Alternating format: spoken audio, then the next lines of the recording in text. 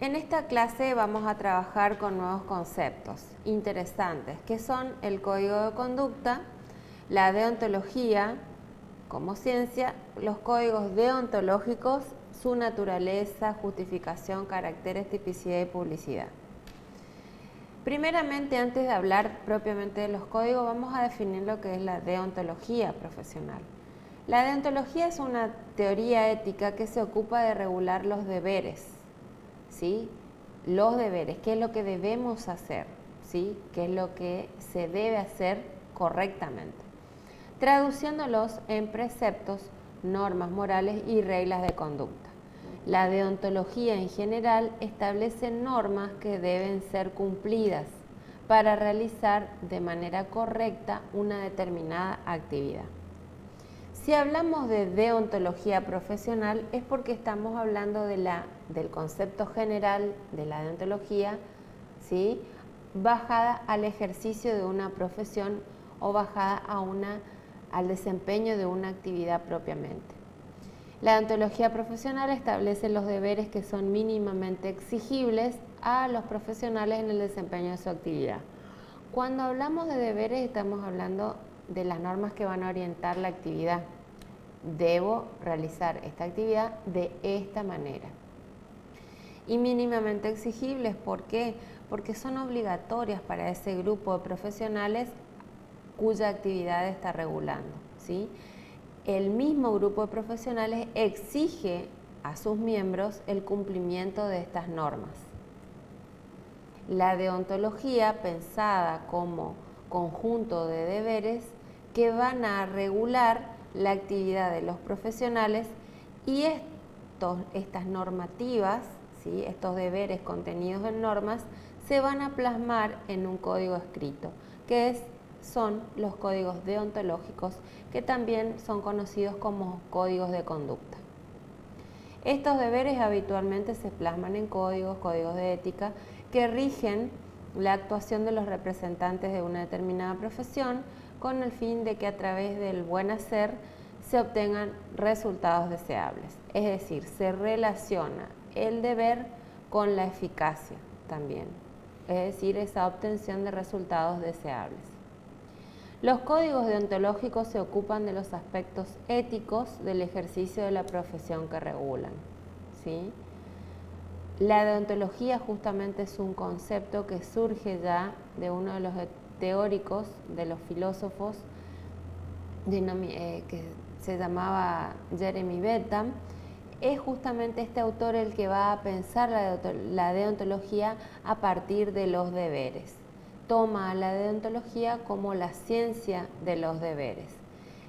¿Y qué se entiende por deber? Es justamente cómo es lo correcto que uno debe realizar en el caso de una profesión, cómo es la manera correcta de ejercer esa profesión. Un código de conducta refiere a un conjunto de normas de conducta, ¿sí?, respaldadas por valores y principios institucionales que constituyen un marco teórico ético y que torna prácticas las orientaciones morales. Sirven de guía o advertencia para la conducta en situaciones específicas, es decir, pueden orientar la conducta del profesional, pero también a la vez advierten al profesional que si incumple con esas normas va a ser pasible de determinada consecuencia y o sanción. El código de conducta es elaborado justamente, o las normas que se contienen en un código de conducta son elaboradas por los profesionales a las cuales va a regular. Es decir, el mismo grupo de profesionales elabora las normas y se va a someter a ellas, ¿sí?, donde ordena el ejercicio de la profesión en el ámbito de su competencia. Velan por la ética y dignidad profesional y por el respeto debido a los derechos de los particulares, ¿sí? Es decir, siempre estamos viendo también la implicancia de las acciones de los profesionales en relación a las demás personas. A través de ellos se ejerce la facultad disciplinaria en el orden profesional y colegial. Cuando hablamos de facultad disciplinaria, justamente hablamos de las sanciones que podrían llegar a darse en virtud del incumplimiento de las normas. Y cuando hablamos de orden profesional y colegial, hablamos de los profesionales que ejercen de manera particular su actividad, como aquellos profesionales que se encuentran colegiados, es decir, reunidos en un colegio profesional. Los códigos de conducta implican una tipificación de infracciones, un sistema de recepción y análisis de consultas, propuestas o quejas, un procedimiento de enjuiciamiento y finalmente, si procede a aplicarlo, un sistema de sanciones. Por un lado, tipifica infracciones, es decir, va a decir cuáles son aquellas conductas que son prohibidas. Un sistema de recepción y análisis de consulta son ya medidas orientativas de la actividad, de las propuestas y de las quejas, proceso de enjuiciamiento en el caso de incumplimiento de la normativa y finalmente, si corresponde o no, también va a establecer el sistema de sanciones, que serían las consecuencias que se dan ante el incumplimiento de una normativa, que se encuentra dentro del Código de Conducta. Configuran un marco de respaldo legal y un sistema de garantías. Mientras uno se encuentre dentro de este marco, digamos, está ejerciendo bien la profesión, ¿sí? Tiene respaldo, ¿sí? Y es garante este código del accionar del profesional que esté sujeto a ese código o que sujete sus acciones a este código. Los códigos de conducta, su principal función es servir de guía o de advertencia, como lo dije primeramente, ¿sí? Ante determinadas situaciones. Debe ser diseñado fundamentalmente para inspirar, para dar coraje, apoyar al profesional dentro de la ética, pero también para servir de base para proceder contra aquellos que actúan mal. Establece normas de previsión y o de orientación. Los profesionales cumplen las siguientes funciones. Por un lado, fijar criterios, ya sea de carácter científico o funcional, para el ejercicio de la profesión. Va a definir orientaciones éticas para el ejercicio de la profesión y las va a plasmar en códigos deontológicos. Y los profesionales también tienen la posibilidad de imponer sanciones disciplinarias a sus pares. La naturaleza de los códigos deontológicos. Las normas de deontología profesional aprobadas por los colegios determinan obligaciones de necesario cumplimiento por los colegiados. Es decir, que el código deontológico tiene la naturaleza de obligatorio, ¿sí? Porque establece obligaciones y si no se cumple con esas obligaciones, se van a aplicar sanciones. Responden a las potestades que se delegan en favor de los colegios para ejercer la facultad disciplinaria, siempre en el orden profesional. Si las normas de deontología se incumplen, se activa el mecanismo de facultad disciplinaria. Ante una infracción, aparejada la sanción. Se constituyen como un medio eficaz para evitar el comportamiento contrario a la excelencia profesional.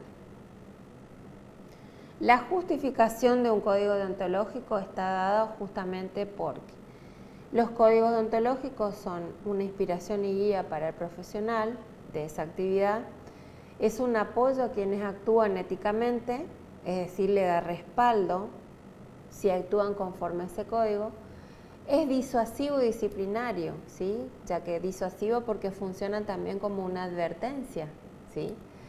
Es educativo y de entendimiento mutuo, ¿sí? Enseña al otro y el otro aprende, ¿sí? A través del código. Contribuyen a la credibilidad y a la imagen pública de la profesión, siempre y cuando el profesional, ¿sí? Digamos, actúe conforme al código. Y promueven el interés general. Los objetivos de un código deontológico o código de conducta. Acotar responsabilidades profesionales, es decir, va a establecer cuáles son los límites de responsabilidad.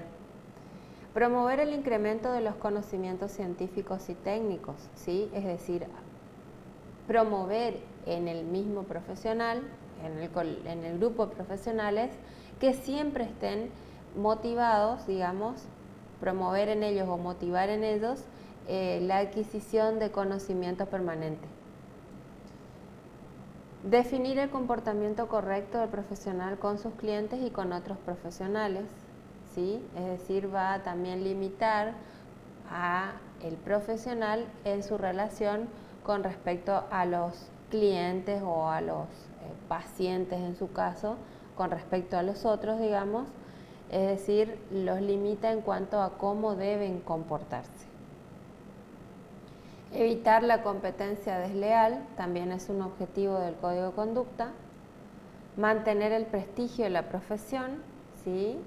Porque el ejercicio de la profesión va a ser, digamos, lo que va a generar es que cómo actúe cada profesional le genera, digamos, una fama, por decirlo de alguna manera, dentro de la sociedad. Perseguir un constante perfeccionamiento en las tareas profesionales también es un objetivo del Código Deontológico. Y atender al servicio público. Valorar la confianza como factor importante y decisivo en sus relaciones públicas, que es fundamental, ¿sí?, con respecto a los profesionales en relación con la sociedad. Servir de base para la aplicación de medidas disciplinarias también es un objetivo del Código Deontológico. Como carácter fundamental de una norma deontológica contenida en un código de conducta es la autorregulación, justamente porque la autorregulación refiere, ¿sí?, a que las normas deontológicas son creadas por el mismo grupo de profesionales a los cuales va a regir. Por eso hablamos de autorregulación. Yo me autorregulo, creo normas que van a regular mi propia actividad. Los profesionales son creadores y sujetos y objetos. Son los creadores, son los sujetos y son el objeto de la norma deontológica. La función autorreguladora implica una constante actividad crítica y evaluadora, ¿sí? Es decir, siempre se va a estar observando la actividad, criticándola y evaluándola. Es necesario que el público sepa de la existencia del sistema efectivo y responsable de autorregulación y que adquiera confianza en él, y la exigencia de constancia en un texto identificado como norma deontológica, es decir, un código escrito.